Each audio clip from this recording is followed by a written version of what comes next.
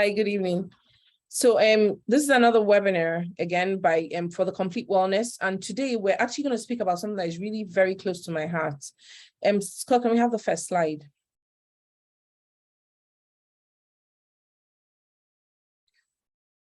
So when we decided we wanted to speak about this topic, there's something that really came to my mind, and that was a story I had read a few years ago. And I'm going to tell you about the story. So in 2019, I was reading Vogue, and I heard a story of a 9-year-old girl who was from the Philippines, and she described this very vividly. She said she had an auntie visitor in her own home, and she always felt really beautiful before that time. And her auntie had told her that she looked really dark, and more importantly, that she could help her look better. And therefore, she equated being too dark as not being that pretty for this little girl. She then described her auntie giving her a black soap. And when she read the content of the soap, it says that it was going to take away her blemishes and, more importantly, make her look lighter. In her story, she talks about trying using the soap forever, nothing ever changed. And then she gave up at 9 and decided, listen, I like the way I am. This is not changing me, and I accept myself the way I am. Now, this brings to mind another story, because sometime this year, we had a 50-something-year-old gentleman present to the concierge service for one reason. He had developed a skin cancer. And when he came to us, we tried to find out what his risk factors were. And the only thing we could actually attribute that was his risk factor was the fact that he had done a lot of lightening over the years. And that got us thinking, imagine if this 9-year-old girl had continued to use the skin whitening cream. When she becomes an adult, what's going to happen to her? And more importantly, if someone had educated this gentleman about things that could be classed as perhaps dangerous whitening, does that then mean that perhaps he would not be struggling now to deal with a pathology that could have been prevented? Now, I'm not trying to say that everybody with skin whitening will end up having cancer and that every single skin cancer is caused by whitening. All I'm trying to say is that for most people, we all believe that our face is our fortune and our skin is what everyone sees. So when we try to research, we found out that even before we could even imagine things, there were already people talking about things that will take away every single blemish or freckle that you have and give you a flawless skin. And what's really interesting is, Scott, can you show me the next slide, please? It's that when I tried to look at publications in the past, I found this cream, which was done in the early 1900s or something. And it talked about Sweet Georgia Brown, a skin bleaching cream. So you can imagine my excitement today when I found out that one of my favorite dermatologists in the world, I'm not joking, I completely love her. And I watch her program like multiple times. I'm almost like a binge of her program, right? When I was looking for someone to speak about skin whitening, I spoke to the One Welbeck, and One Welbeck is a private hospital that we've got an affiliation with.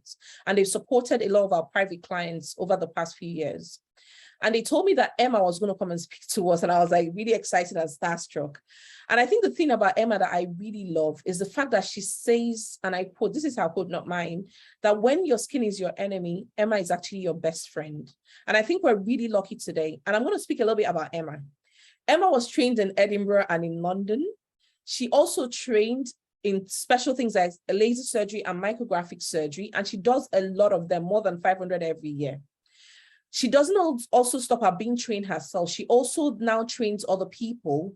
And I must say that she was trained at the prestigious St. John's Institute of Dermatology. Emma then went on to establish the very first NHS and private hospital in the UK that uses technology, not routine skin biopsy, to diagnose skin pathologies. And for most people that wonder, what is a biopsy? A biopsy means that you take a sample of the skin and you test it out. And therefore, she stops you from having that done. And she's actually designed a technology that will diagnose skin pathology. Emma's written a lot of books, and she's actually the current president of the British Cosmetic Dermatology Group. She also is now a treasurer for St. John's, and more importantly, she actually is a trustee for a committee that makes sure that the cosmetic practices are actually done properly and without any toxic effects on patients or individuals in the world. Now, more importantly, I'm a big fan of the Bad Skin Clinic, which is on TV. It's shown on Sky Go, Discovery Plus, on Amazon Prime, on TLC, and I think also on YouTube. And I've actually binged on it for years. And more importantly, Emma has one mission, which is to educate people and inform people about their skin. And what she wants to do is to help you pick the right treatments and procedures for them. So when it comes to Emma, there's no hype, there's no bias, there's just facts. And therefore, I'm so privileged today to introduce all of you today to Dr. Emma Craython, who will be joining us to talk about this interesting topic. Hi, Emma. Welcome to the team.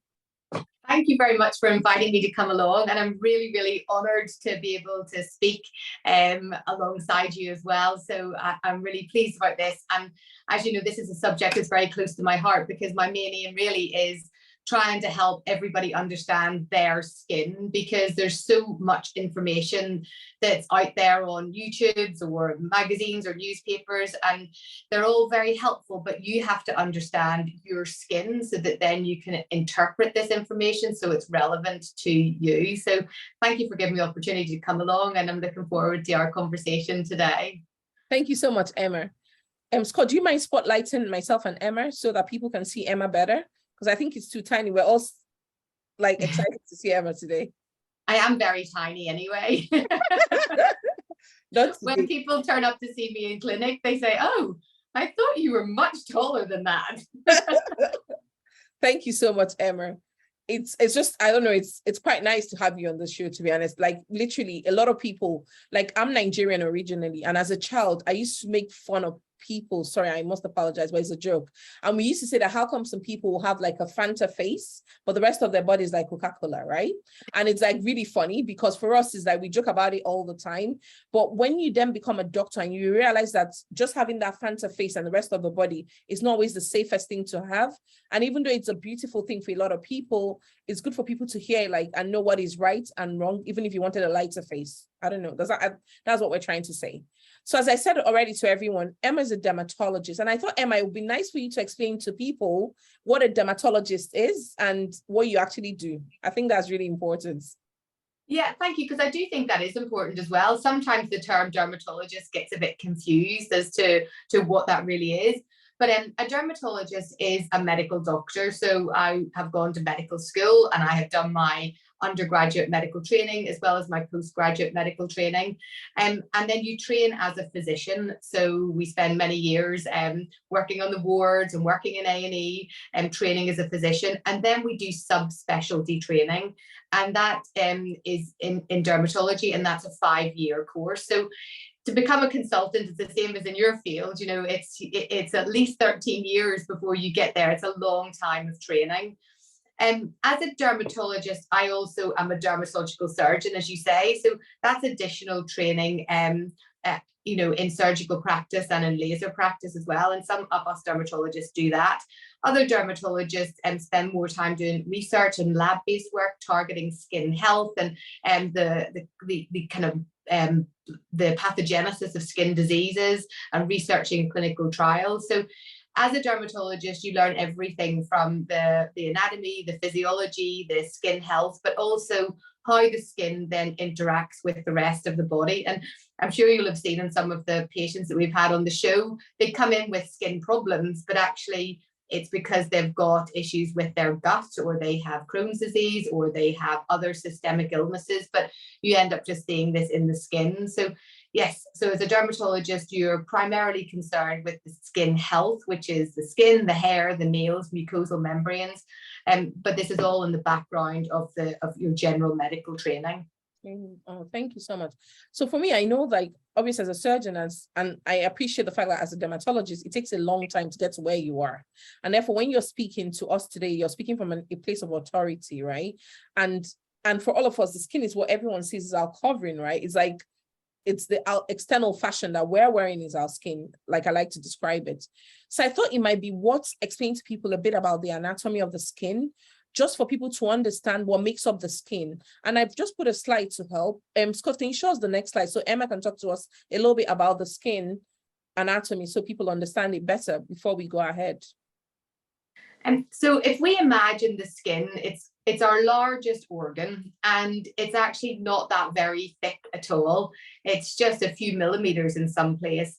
but actually this organ that covers our entire organism is something that really is the very difference between life and death. If we didn't have it or it wasn't working, well, we would not be here. It controls our temperature. It controls the amount of water within our body. It protects us from infection, from all kinds of microbes. And it's responsible for our interaction with other people. We pick up cues because of how our skin is, whether we're blushing, from our touching, all of these things. So this is an organ that not only our very survival completely depends on, but is also so important for our social interaction, where we regard our place in the world, how others regard us. This is all part of the job of the skin. And primarily it's got certain special sites. So for example, the hands, the palms of the hands, or the soles of the feet, or the nails, or our mucosal areas, these are slightly special sites.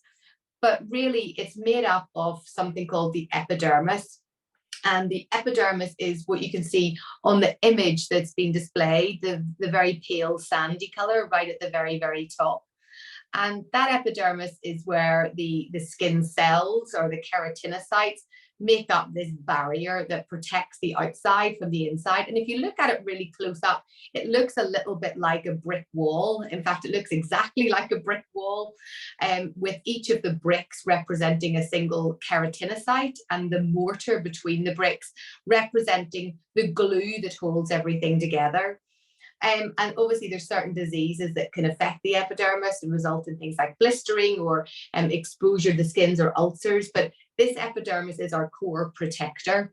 And that epidermis then actually travels down and forms the lining of the hair follicles. So in the picture, you can also see the hairs that are coming out of the skin. But if you track the epidermis down, you can see how it encapsulates and forms the hair follicle at the bottom. And you can see right down to the root of the hair follicle, or it's called the hair bulb. And it is like a bulb. It's like a bulb you see in the ground that then shoots up and you get a lovely flower from. So this is the bulb that's really bedded down, but is all part of this epidermis. Just attached to the hair bulb, just above it, you can almost see these yellowy, greasy-like structures, cloud-like structures, and they're the sebaceous glands. These sebaceous glands are responsible for the secretion of sebum, and it travels up alongside the hair itself and then coats the surface of the skin. And the sebum is incredibly important. It's got lots of antioxidants in it. It's very UV protective, and it really protects the skin from water loss. Sometimes a few people have problems, particularly at things like puberty or at times of stress, where they might make too much sebum and it gets blocked. And actually, this unit here I've just described is the main area if you're somebody who has acne that becomes affected, because it gets blocked with the sebum. And then you can also see what I like to call a little wiggly worm. And that wiggly worm is a pipe that goes up with an outlet onto the surface of the skin. But if you go down into it, it's a yellow color there. It's all coiled up. And there are eccrine glands, or our sweat glands. And these are the areas where we sweat from. So excess salts or water is lost through this area in an attempt to cool us down, or to reduce the amount of certain salts that are within our skin.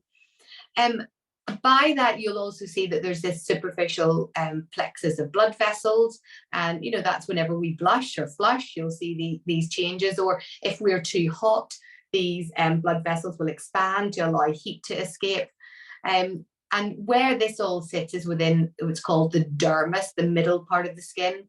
And the dermis is where we have all of our collagen and our cells, the scaffolding of the skin that holds everything together. And then below that, you've got, again, more of this yellow stuff. And this yellow stuff is called the subcutaneous fat. And that's different depending on which parts of the body it is. But this triple complex of the epidermis at the top, followed by the dermis, and then the subcutaneous tissue. This really is what we regard the skin to be. Obviously, on the palms of the hands, the epidermis and the stratum corneum is much thicker. And in certain parts of our body, for example, our hips, maybe the subcutaneous fat might be much thicker. But this is really different depending on different sites. But it's these three things that are the core part of the skin anatomy. Thank you so much. And I think that's well like explained. So like in my mind, the skin does a lot of things. Obviously, it's protecting us from the sun. The sweat glands are very important because there's some it helps with excretion of like waste also and different things that it does. And then I think that's important, obviously, to keep the skin healthy. I assume, like from what you've said, it's really like a very important organ and is the biggest organ in the body. So I was going to ask a question, right? A lot of people like are sometimes wonder, why is it that my own skin is like light and then somebody else's skin is dark? Is there something that is different from what you've described anatomically that makes that difference to people?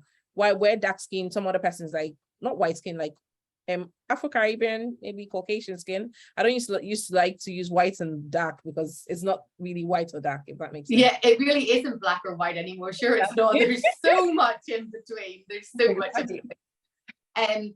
Now, to discuss that, I'll take you right back to the epidermis. So that bit that's at the very, very top, this brick wall.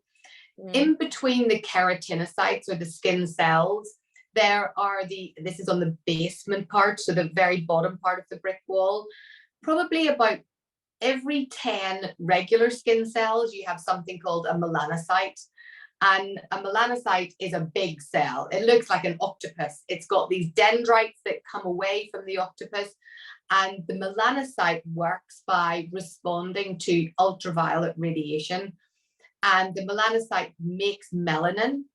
And that melanin is transported along the dendrites or these octopus legs and then deposits little caps of melanin on top of the skin cells.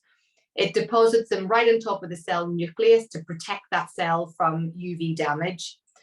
Now, in somebody who has a fairer, lighter, whiter skin type, they don't make the melanin in quite the same way, and they don't make as much of it. And they also make a melanin that is, there's different types of melanin can be made, and they make a melanin that can be a redder type of melanin and isn't really that good at reflecting or removing the light from the nucleus. And in darker skin types, black skin, then what happens is that in response to even small amounts of UV or no response to UV, but just natural genetic state, the melanocyte is constantly making more melanin, and that melanin is made and is sitting protecting the keratinocytes or the skin cells. And then those skin tones in between are somewhere on that scale of melanin that's not very good at protecting the nucleus, all the way up to amazing melanin for protecting the nucleus, and somewhere it would sit in between. But actually, melanocytes, so those cells that make the melanin, everybody has the same number of those. So you have the same number of melanocytes as I have, but you'll make very different melanin than I would make. Okay, thank you so much. So obviously, for people that are just joining, we're talking about skin whitening, lightening, or actually bleaching, right? But we're going to get to that in 1 second. So when I was researching about this topic, and I like how Emma's talked about the difference in skin tones and how the melanin, we all have it, but how it works in different people and how it gives us the different colors. And I found this slide that was quite interesting. I talked about light to deepest dark almost. Therefore, taking away what we're saying, that you can't really say white or black, to be honest, like the skin in between. And then I found out that apparently skin whitening dates back all the way to the 1500s, apparently, in Asia, which I found really like shocking because I thought it was something of the modern world, right? And then a lot of it obviously is contain things like mercury, hydroquinone, or cortisone, or steroids, which is can be quite toxic if used in the wrong amount.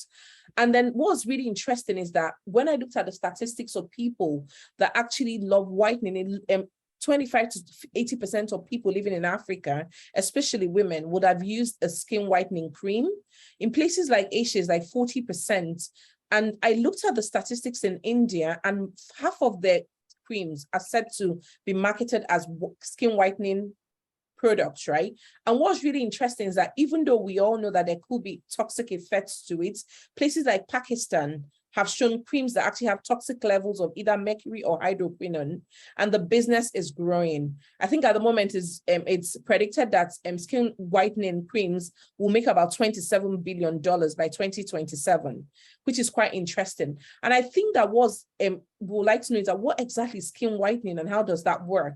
How are people able to, like, the guy I talked about that had the skin cancer was jet black before, then light, And I can't understand how he was able to get to that point in such a short time also. Yeah, I mean, skin lightening is a complete global phenomenon and has been really for centuries. And there's a lot of reasons for that. I mean, there's a lot of cultural beauty ideals. There's been a lot of social hierarchy changes over the years, and a belief that having fairer or whiter skin is associated with being more powerful or richer or more beautiful. And these ideals have been obviously populated in terms of people's positions in societies, and I suppose over the last few decades more about things that are placed in magazines or considered to be something that people want to aspire to. And as a consequence of that, I suspect is why then there is such a huge industry related to this idea of skin lightening or skin whitening. And the second thing that sometimes come into it as well is that there's based probably on those social ideals, there's also then a lot of psychological factors that will be in play for that individual. So there is a bit of there are concerns from a society perspective, and there are concerns obviously from a commercial perspective that people are making these products and they're selling them with the misbelief that they are going to achieve this in a safe way, or they're going to be effective, or like, what is even the point in the first place, so there's that whole aspect of it is something really that needs to be addressed from the grassroots of things. From a medical perspective, there are some reasons why some people want to have their skin lightened, or they want to have the dyspigmentation or irregular pigmentation helped. And that's a separate market really for these skin lightening products. So there are things like people who have darker skin tones. When they get inflammation, say, for example, from acne or from rosacea or from eczema, then what happens is, now not in relation to UV, but in relation to that inflammation, it stirs up and stimulates the melanocytes.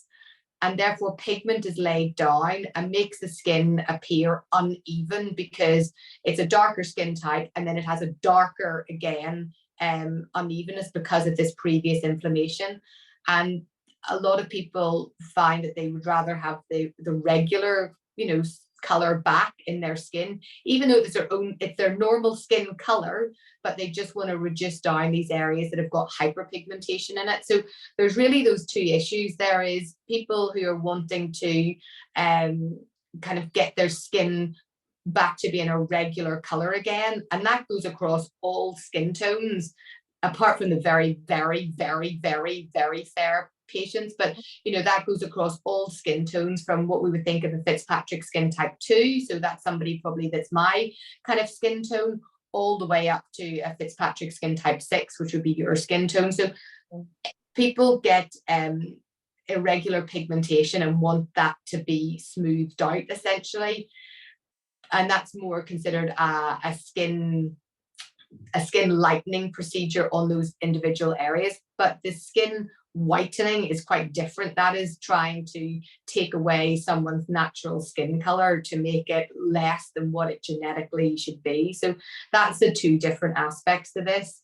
Okay. So I think what I hear is that lightening, when it's medical, it can be done safely, isn't it, right? And then, but when it's whitening, then it's something entirely different, right? In order to, if it's cosmetic whitening to look different, then that's different, extremely different, isn't it? I think that's what we're trying to explain. Yes, I think that's exactly right. And actually where products, and we can come on to those other ingredients, for example, things like hydroquinone are used to help improve areas of hyperpigmentation, then this can actually be done incredibly safely. It's done in a way that doesn't go on and cause subsequent problems of things like ochronosis or that increased skin cancer risk. Those things don't happen.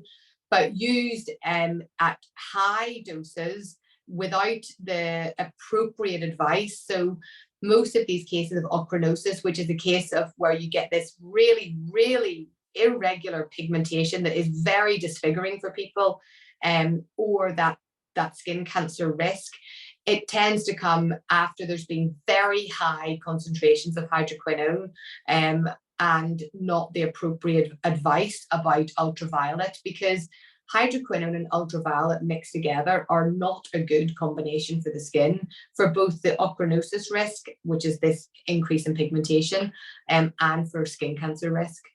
But a lot of the things in the market are full of hydroquinone and mercury, isn't it? And also of like corticosteroids.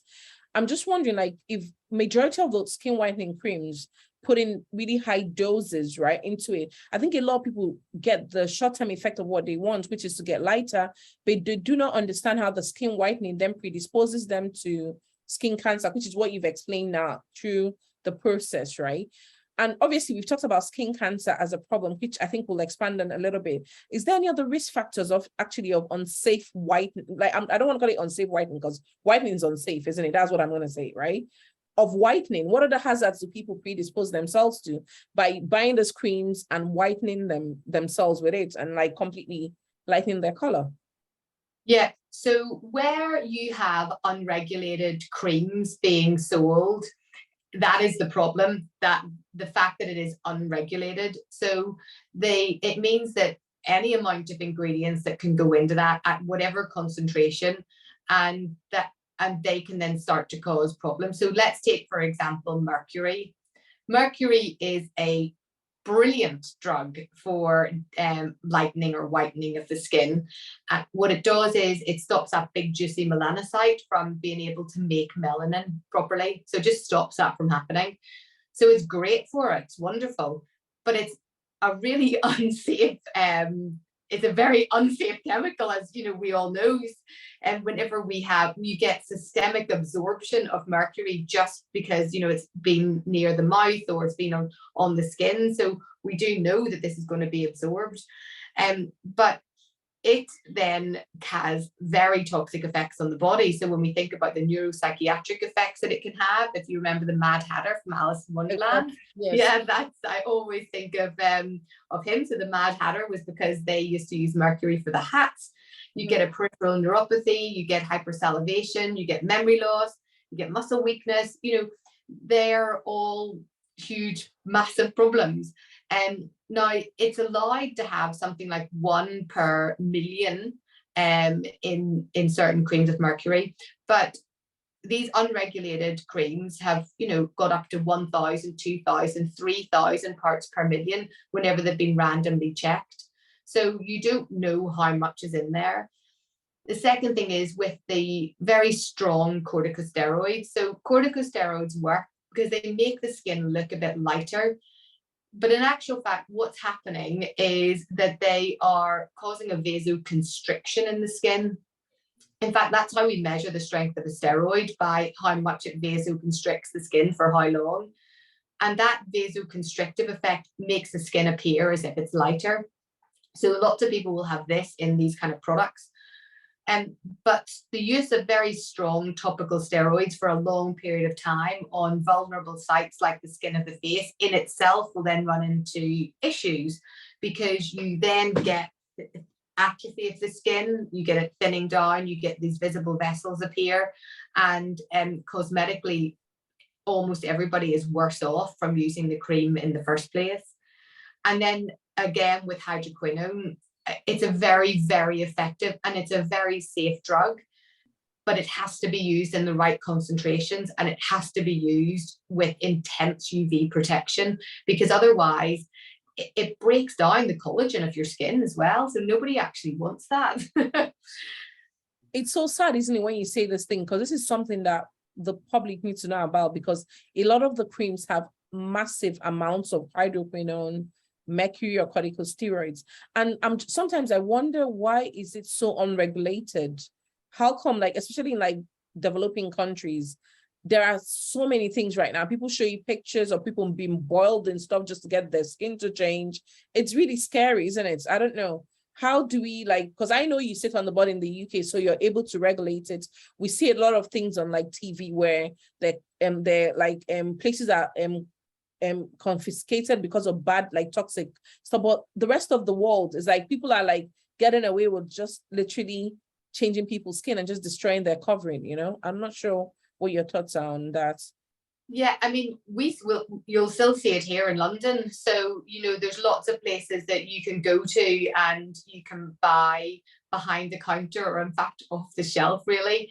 In a way, I suppose that you can buy all kinds of unregulated products anywhere. So where there is money to be made and where there are vulnerabilities to be exploited, those things will happen, you know, and it really comes down to either the demand not being there. But the problem is that a lot of the there's a great incentive to create a demand, isn't there? You know, because that's where the money then comes from. But certainly in the UK, within, you know, a mile of here, I could go to many shops, and I have done, to see where I live in Camden, and I can just go and find exactly these products if I wanted them. And it's the same in many of the larger cities. Outside of the UK, I don't really understand the regulations so well. I did some work with the American group, and they have gone through a whole new kind of categorization of their hydroquinone, and apparently it is quite the same there. These are accessible, easy to get products. You know, they're not that expensive, and they exploit vulnerabilities in people, and it's a business. You know, you just said yourself, what was it, 27 billion or something? Billion in 2027. It's scary, isn't it? Because they're making money and making people go light, and then in years people are having like different complications from it, not just cancer, you know, people get hypertension, cataracts, glaucoma, dermatitis, like anything, like even kidney failure is said to be associated with skin whitening, which is really scary, isn't it? I think I don't know, it's just scary. And that's why I'm so happy we're talking about this topic today, because it is a big deal for a lot of like dark skin colored people, yeah, where they think that to be lighter is beauty when their skin is like flawless and beautiful. yeah. Like, and I don't want to be judgmental of people, but then I think if people are going to do it, they need to have the right information to know what they're getting themselves into, you know, I think. Yeah, I think that's right. And there are lots of, I'm going to say, safer ways to lighten the skin if you wanted to lighten the skin. You know, even things like putting on an SPF broad spectrum every single day. Ultimately, your skin will become lighter for doing that because it's not getting any UV stimulation whatsoever. So that is a really super safe way to actually do exactly that, with health benefits too. Obviously just on the face because you need to make your vitamin D, but because then you get osteoporosis and weak bones. Yeah. It's like, I don't know, it's just a little bit scary. So I was going to take, just for people joining, if you have questions, there's a Slido that you can just scan and give us your questions so that Emma can address your question. And I think this is a great opportunity to like ask any questions. Obviously, we're talking about skin lightening and whitening, and then hopefully if you have any questions, just share and then we'll try and address it. It comes on this on the screen, and then I can share that with Emma. Emma, I was going to ask another question. See, a lot of people want advice on how to get a clearer skin, right? Because we've established that if you're going to like, you might not be able to get the white skin you want because that's dangerous. But if you wanted to like lighten a bit of blemish or something, then there's a safe way to do it without actually putting toxic things on your body that can destroy your body. Is there a way to like make someone look, their skin look clearer and like really healthy and just maintain their glow without them having to do anything that is toxic on their skin? Yeah, so that's exactly what a lot of people should be wanting to do. I mean, almost everybody should want to do that because that's your increase in your own natural skin health. That's not trying to change the color of your skin tone. That is just trying to improve and change perhaps blotches or slow overgrowth of your skin or patches of inflammation or acne. So when we think about an overall improvement in skin glow, or an overall improvement in skin texture, or an overall improvement in the skin coloration, that happens really across the board. So all skin tones face exactly this issue. Whiter, lighter skin tones, they tend to have more issues with usually telangiectasia, so visible blood vessels, patches of redness. darker skin tones tend to have more problems with darker patches appearing, so following bits of inflammation. So in order to try and improve it across the board, then, you know, number one, and I'm going to sound like a really boring dermatologist when I say that, but you know what I'm going to say. So number one is your broad spectrum UVB, UVA therapy. So in other words, a sunscreen, and that is to go on every single day. So whether it's a winter, whether it's summer, whether it's inside, whether it's outside, if you're concerned about difference in pigmentation dotted across the face, then that is the number one thing to do. We know that these melanocytes respond to ultraviolet A, ultraviolet B, infrared, and high energy visible light. So even if you are sitting by a window and it's a sunny day outside in the middle of winter, anybody who has a skin type with some pigment in it, right up to the very, very darker skin tones, you will be getting those melanocytes stimulated, and in areas where there might already be a bit of inflammation, then more pigment will be getting laid down. If you're in your car, ultraviolet A will come through there, so will the visible light and infrared. So the number one thing, undoubtedly, if that is a concern, is to find that broad spectrum SPF that you really like to use. And there's so many wonderful ones available now. I particularly love the Korean skincare brands in terms of their SPF, because it doesn't smell. It you know, it doesn't remind you as if you're on holiday. It doesn't sting. They don't sting the eyes. They're formulated really nicely, and they're pretty inexpensive. So that's a very safe, straightforward thing to do. The next thing to do is, if there are skin concerns ongoing, then you really do need to address those. So if you're somebody who has some acne, or has rosacea, or has a condition called seborrheic dermatitis, or a skin condition, you really need to address those, because if you don't, then you're going to lay down more bits of irregular pigmentation. And then in order to try and treat the skin and get the skin glow, a lot of that is to do with the exfoliation of the stratum corneum on the surface. And that's done typically with chemicals such as vitamin A, which is a retinoic acid, and that encourages the skin cells to turn over in a regular way. And sometimes some people will use things like alpha hydroxy acids, and getting rid of that stratum corneum that's on the surface reflects light in a scattered way. If you can have that nice and smooth, so the light is bouncing straight back, then you get a much better skin glow as such. Like, your skin's got a great glow. Thank you. Honestly, all I use is like I don't even use any creams at all on my skin, just like petroleum jelly, nothing else. Like baby oil, that's all I use ever. Yeah, that is the thing. Like, that's what you need to, once you know your skin, then you don't actually need to use pretty much any of the products that are out there. You're lucky. Some people won't be quite so lucky to have, and they'll have bits and pieces wrong with their skin. But I think that's exactly right. The simplest and the most straightforward way is always the better way. You're a great example of it. Thank you so much. Practice what you preach, I guess, right? So I was going to, so you talked about SPF, but there's a question from the audience. Someone says, what is the minimum SPF for the black skin to use? That's the question. Is there like a minimum?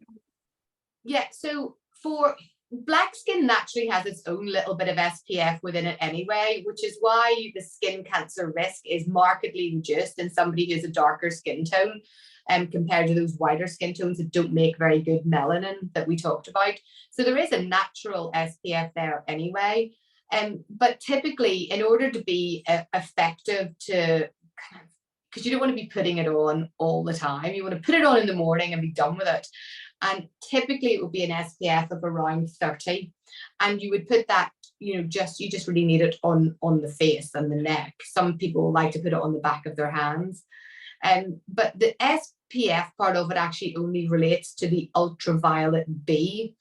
And you also need to look for the ultraviolet A, because for somebody with a darker skin tone, actually it's the ultraviolet A that is that bit more important, because it's the A that causes the pigmentation rather than the B. So you want to make sure that you are very effective against ultraviolet A, and that's marked in a slightly different way. In the UK, there's a star system on the back of them. It might say 5 stars. Other places in Europe and Asia, they use a cross system, and you would have at least 4 crosses. And then other places will just say broad spectrum. So the number is very important for the UVB, but actually the UVA is the really important one for the darker skin tones. And for if you live in the UK in the winter, it's the UVA that you're more likely to encounter anyway. And it's the UVA that comes through windows, not UVB. Okay, thank you so much. So the next question says, why do dark colored people have darker skin in the elbow and in the knees? How do you lighten those parts without causing harm? That's the next question. Okay, so the reason why this happens is because there's bits of friction in these areas. And when friction rubs things together, what tends to happen is that stimulates the inflammation. Stimulates the melanocytes, and more pigment is laid down. So the first thing is this friction causing pigment to be laid down. The second thing is that there's more skin in that area. So because you have more skin together, it also then has the appearance that it is darker. So it's for those 2 reasons. Okay, thanks.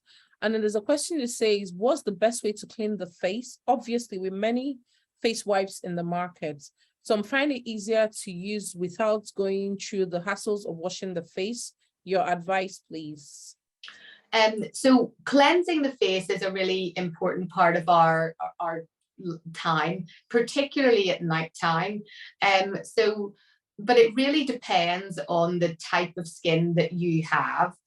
And the reason for that is there's some people who have very sensitive skin barriers.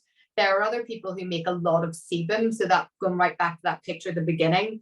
And cleansing is really important to target these areas. But for some people who might have perhaps very oily skin, so they're making a lot of sebum, but they might have very sensitive skin, you'd have to be careful about the products that you choose to use. If we think about people who have very sensitive skin, I tell them to not use things like wipes, baby wipes and things like that, or makeup removing wipes. They leave a residue on the skin that almost always and everybody will irritate the skin. So you wouldn't want to use those. I tend to recommend brands that are very simple cleansers, so that you can just pick off, the shelf. So things like the Cetaphil Gentle Cleanser or the CeraVe Cream Cleanser. These really simple, cleansers, and you would wash your face with it and then pat the skin dry. And that's much better if somebody has a sensitive skin type than wipes. For somebody who might have a super, super oily skin type, I actually recommend that they do things called a double cleanse, where they will wash with an oily cleanser first and to get rid of the oils and makeup or whatever, and then use that gentle cleanser again thereafter, or a foam type of a cleanser. Makeup wipes can be incredibly useful, but we know that they are just not as good for properly cleansing the skin. So I don't tend to recommend them as part of my kind of day-to-day. They're handy to have if you're, caught out in an emergency, but to give that good cleanse in the skin, it wouldn't be the right thing. Okay, thanks. There's another question that says, thank you so much for the presentation. I have 2 questions. Her first question is toning your skin bad? And then the second question is, if one dyes one's hair, does that affect the skin? Okay, so is toning the skin bad? The first question. And the answer, let me just close this door a second. My doggies come in.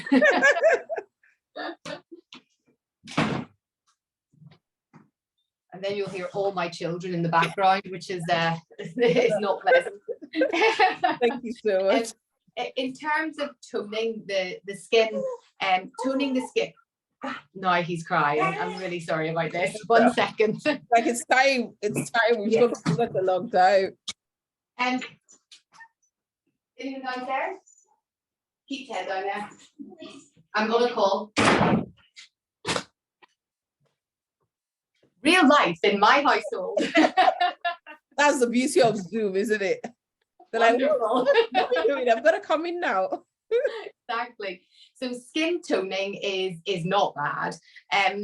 For those very sensitive skin types that we talked about, actually it would be a bit of a problem, and I wouldn't really recommend it because it's too astringent on the skin, so it wouldn't be the thing to do. But actually for those oilier skin types, then actually skin toning can be really, really helpful. So again, it comes back to your particular skin and understanding the things like the barrier, the melanocytes, the collagen, the oil, all these things of your skin to be able to determine whether that's the right thing for you or not. And then what was the second question there? Apologies. If one dyes one's hair, does it affect the skin? Dye, yeah. Yeah, so dyeing the hair, it gets taken up by the stratum corneum. So you would see bits of pigment taken up by the surface of the dead skin cells. And then that can just be washed away. The problem is that sometimes some of the chemicals that make up the skin, make up the scalp, can actually be absorbed, and they in themselves can then go on and cause things like allergic contact dermatitis in the future. But on the whole, that happens infrequently, and generally most people have their hair dyed without much of a problem. There are some people with very sensitive skins that if it might cause a bit of inflammation in the scalp, and then inflammation can go on and cause very rarely scarring around the hair follicles, but that's not really that much of a problem. So technically, yes, it can affect the skin, but for most people, no, it doesn't. No, it doesn't. Okay, thank you so much. So someone is saying, is there any danger of using sugar scrub for the skin? Not really. So there's some conditions that actually get worse if you scrub them with mechanical means. So there's a condition called seborrheic keratosis, very, very common. You see them, they're like little warts stuck on bits of the skin. And we know that they get worse whenever they're rubbed. And actually what happens is a lot of people will rub them trying to get rid of them, but actually you're just making it bigger or making more of them come. So mechanical scrubbing of the skin can sometimes actually do the opposite of what you wanted to do. Sometimes it can actually thicken the skin because you're inflaming it. The same as the practice with things like a loofah, it can do that as well. So that's one of the things, that if you want to scrub the skin, there's lots of chemical ways to do that. So some of the alpha hydroxy acids and the nice gentle alpha hydroxy acids like lactic acid and things, they can be really, really helpful. Okay, thanks a lot. Okay, so I was going to ask one question. We talked about there being safe levels of hydroquinone to use. Is there a percentage that people should be looking at in their creams? Obviously, we've established that mercury is bad, corticosteroids really not great unless it's medically prescribed. But for the hydroquinones, is there a percentage people should look at in the creams so that they know that when they see something dangerous, they can stay away from it? Yeah, so in the UK, you can't buy hydroquinone over the counter at all. It's a prescription only medicine. And that is, in the US, you used to be able to get it up to 1.5% over the counter. I think they're changing their rules on that. But the gold standard treatment really for things like melasma, so sun-induced hyperpigmentation, or post-inflammatory hyperpigmentation, the gold standard to start with is 4% hydroquinone. That said, in my own private practice, where I've got very stubborn bits of hyperpigmentation that we need to clear, we'll use 8% hydroquinone and then step down from there. But that has to be done with diligent sun protection. And it's actually like monitored by you, who is trained to use these things, not just by a random person that doesn't have a medical degree that just mixes some cream and gives it to someone. And I think that's really important, right? Because I think in a lot of developing countries, there are people that sell skin whitening cream that they've mixed themselves. They've got no medical knowledge. It's taken tens of years to get to where you are, and you've learned the skin like inside out to be able to like monitor this thing. So it's not like to be used just as a joke, if that makes sense. That's what I think. No, no, that's exactly right, because the downside of using it at very high concentrations or for a prolonged period of time or without ultraviolet protection actually causes a problem of worsening hyperpigmentation. It's something called ochronosis, and it's pretty rare, but I see it in my practice, and it's devastating for patients whenever this has happened to them, because it's incredibly difficult to treat.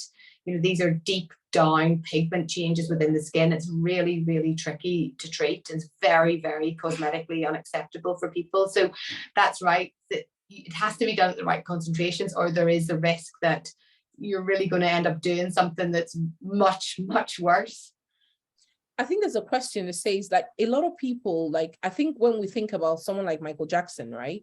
He talked about the fact that he had vitiligo, and because of the vitiligo, he had to lighten his skin or whiten his skin. I just thought maybe it's just casting a little bit of an eye for people to understand what that means and what are the options for it. And it's then whitening an option for them. Sorry, what do you mean? How did Michael Jackson lighten his skin? Like, so I think Michael Jackson said he had vitiligo, isn't it, right? And he kept saying that was why he whitened his skin. So I think a lot of people want to understand what vitiligo means and how that affects dark people. So vitiligo is a condition. It's an autoimmune condition. So it means that you're making antibodies to something within yourself. And in the case of vitiligo, you're making antibodies to the melanocytes, so you're not able to make the melanin anymore. So you will then get it in patches, and this isn't just a patch of skin that's lighter. This is a patch of skin that has zero pigment in it. There is no pigment at all, and what then happens there is that particular patch is obviously an increased risk of skin cancers in itself. Now, there's lots of different things that you can do to try and stimulate the pigment to come back in that particular piece of white skin. So you can put topical steroids on it. You can expose them to ultraviolet B phototherapy, very intense ways. You can put other immunosuppressants on it. You can give steroid tablets or other immunosuppressants. So there's lots of things to do to try and get the pigment to come back by suppressing the autoimmune disease. For some people, however, if they have, for example, very black skin to start with, and they get vitiligo, and they have lots of vitiligo, and almost there's more white skin than there is black skin, then you can actually remove the white skin to try and the black skin to try and help blend it in a bit more, and that's done with phenol. So that is the ultimate bleaching agent, really, that completely it just kills those melanocytes so that they can't make the pigment there anymore, and it needs to be considered really as a permanent change of the color of the skin, and is used then to treat. For example, if one of my patients had perhaps 80% vitiligo on the face, but just the nose remained very dark brown, which is the natural skin color, then they find that not cosmetically acceptable, and you can depigment the color of the nose. But that's that's how those kind of things are done.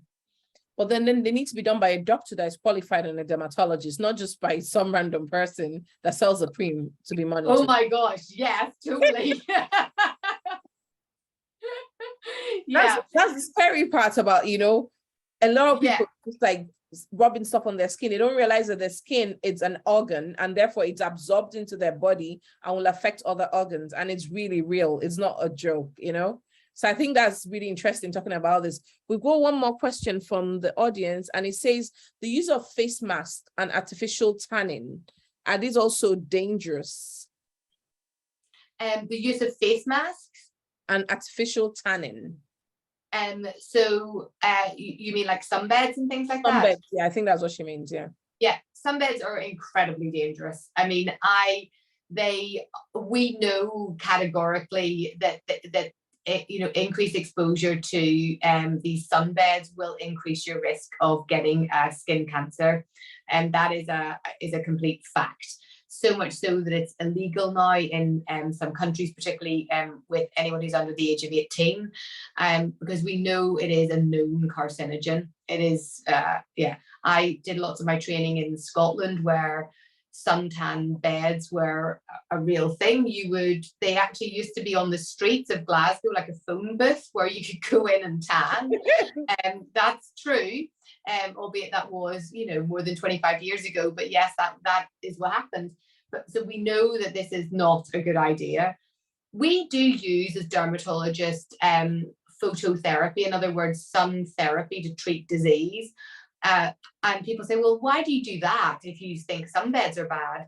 But actually, the phototherapy is a particular narrow band of the TLO1 band of ultraviolet B radiation that we know is effective. So you're not getting the stuff that doesn't do the good, you're just getting the good. It's a little bit bad, but it does a lot of good. Whereas the sunbed, it's just a whole lot of bad. A whole lot of bad.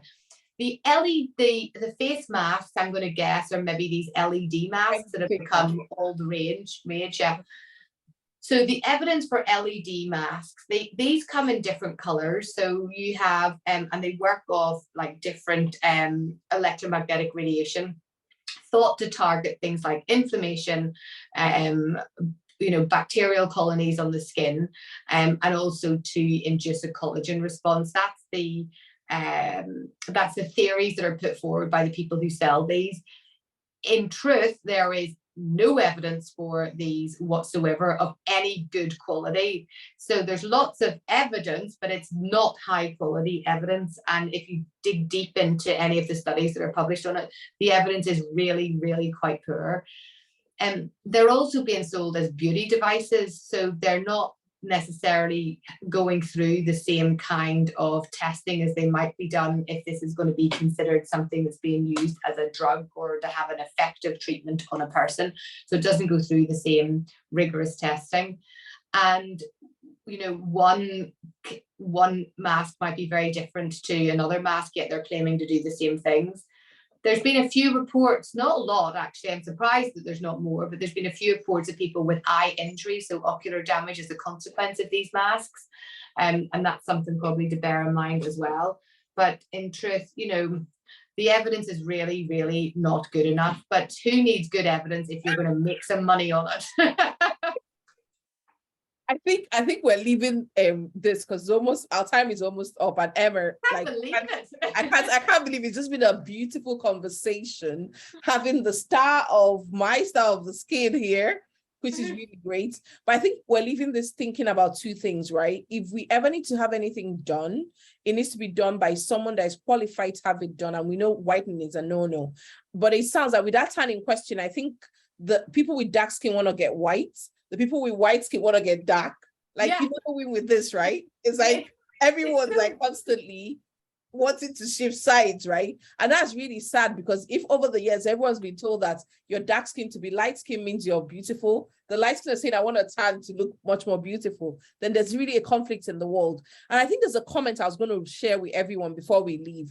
And this is a comment from someone in my team, but she's actually all the way in Saudi Arabia and she's awake to join us. She says, it's sad to say that some people who probably have problems with their self-esteem resort to skin lightening or bleaching to get a lighter skin tone because they obviously feel light is better, right? And she feels like this topic, we need to make sure that we get it to a wider audience to be able to see, because 2 out of 10, if not more, indulge in the deadly practice. But then we're still leaving now saying people that have light skin want to get tanned by using sunbeds. Yeah. Like it's like everyone's just conflicted. And I think the most important thing is to remember that your skin is your covering. It needs to be safe. And if you have these battles, you need to see a dermatologist and speak to them and see what your options are. And then be able, or maybe also with a psychologist, I think, isn't it? Because you guys normally have like a multidisciplinary approach where you have different people consulting for the patients, right? And I was just going to ask one last question before we go, because we're taking your time and I promise it's only going to be an hour. Are there like essential ingredients that people should look out for in there? We've talked about SPF.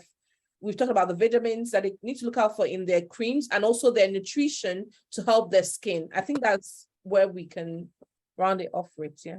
Yeah, sure. So really the ingredients come down to what your skin is that's pertinent to you.